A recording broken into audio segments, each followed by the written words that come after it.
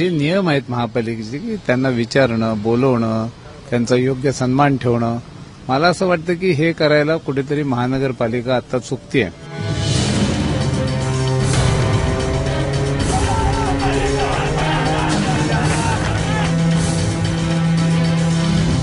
पुण्यातील सत्ताधारी राष्ट्रवादी काँग्रेस आणि राज्यातील सत्ताधारी भाजपमध्ये श्रेयवादाची लढाई रंगली आहे. पुण्यातील स्थानिक कार्यक्रमाच्या उद्घाटनाला राष्ट्रवादीचे नेते पालकमंत्र्यांना बोलवत नाही आणि नियमांचा भंग करतायत असा आरोप पालकमंत्री गिरीश बापट यांनी केलाय. यापूर्वी कोंढवा भागातील पाण्याच्या टाकीच्या उद्घाटनावरून भाजप आणि राष्ट्रवादी जुंपली होती. आता त्याचा पुढचा भाग पुन्हा सुरू झालाय. मी राज्य सरकारला याची चौकशी करण्याचे आदेश दिलेले, त्याचा अहवाल राज्य सरकारकडे येईल.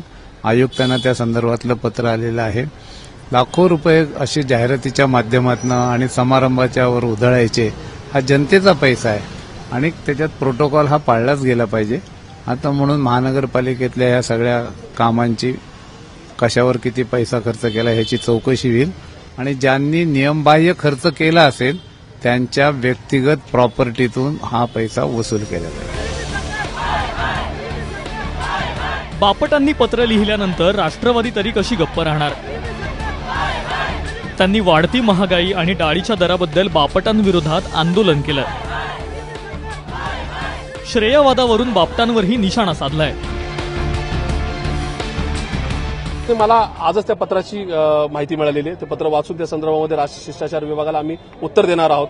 वेळ प्रसंगी मी न्यायालयात जाणार, कारण की न्यायालयात जाण्यामागचं कारण असं आहे की शहरातल्या नागरिकांना आणि राज्यातल्या जनतेला कळू द्यात की भाजप सरकारचा एखादा पालकमंत्री किती खुनशी पद्धतीने कारभार करू शकतो, हे दाखवण्याचा माझा निश्चित प्रयत्न आहे.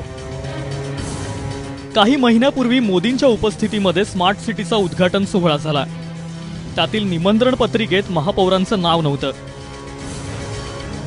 त्यावरून बराच गदारोळ झाला. मुख्यमंत्री फडणवीस आणि शरद पवारांच्या मध्यस्थीनं वादावर पडदा पडला. पण आता पालिका निवडणुकांच्या तोंडावर राष्ट्रवादी आणि भाजपमध्ये सुरू असलेली लढाई तुर्तास तरी थांबेल असं वाटत नाही. मंदार गुंजारी, एबीपी माझा, पुणे.